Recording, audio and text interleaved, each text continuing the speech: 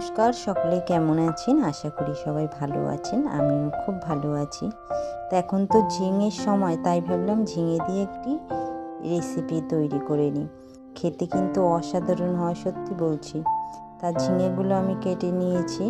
আর এদিকে শিলনোড়াতে কিছুটা পোস্ত, কিছুটা সাদা তিল, আদা, কাঁচা লঙ্কা নিয়ে নেব। আপনারা চাইলে শুধু পোস্ত দিয়েও করতে পারেন, সাদা তিলটা স্কিপ করতে পারেন। আমার পোস্ত কিছুটা কম থাকায় আমি সাদা তিল দিচ্ছি। স্বাদ কিন্তু একই আসবে। আর সত্যি বলছি, এরকম একবার রান্না করে দেখবেন, খেতে কিন্তু অসাধারণ হয়। এদিকে বলতে বলতে দেখুন আমার এটা বাটা হয়ে গেছে। এবার আমি বাটিতে তুলে নেব। তা বাটিতে তুলে নিয়েছি দেখুন।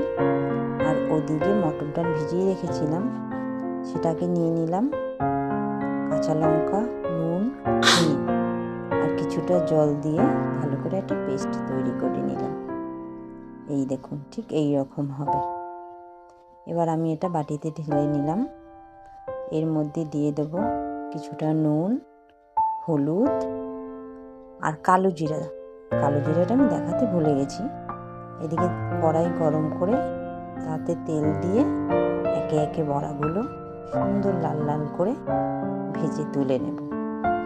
ওই তেলেই কিছুটা কালো জিরে দিয়ে ঝিঙেগুলোকে দিয়ে দেব। এবার ভালো করে নাড়াচাড়া করে ঢাকা দিয়ে দেব। একটু মজে উঠলে আবারও ঢাকনা খুলে নাড়াচাড়া করে সামান্য হলুদ, নুন দিয়ে নাড়াচাড়া করব। আপনারা চাইলে রঙের জন্য একটু লাল লঙ্কার গুঁড়ো দিতে পারেন। আমি সাদা সাদা রাখবো, তাই দিলাম না। এবার ঢাকনা খুলে আরেকটু নাড়াচাড়া করে পোস্ত বাটাটা দিয়ে দেব। বেশিক্ষণ নাড়াচাড়া করব না, আদার গন্ধটা চলে গেলেই এতে জল দিয়ে দেব।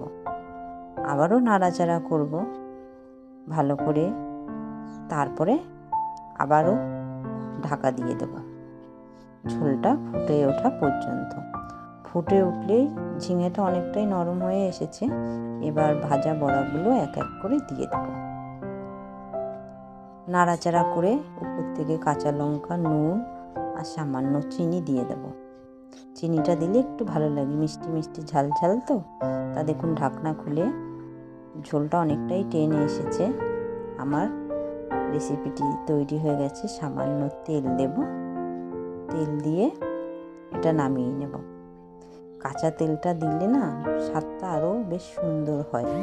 তা দেখুন আমার এদিকে তৈরি হয়ে গেছে ঝিঙের বড়ার ঝোল।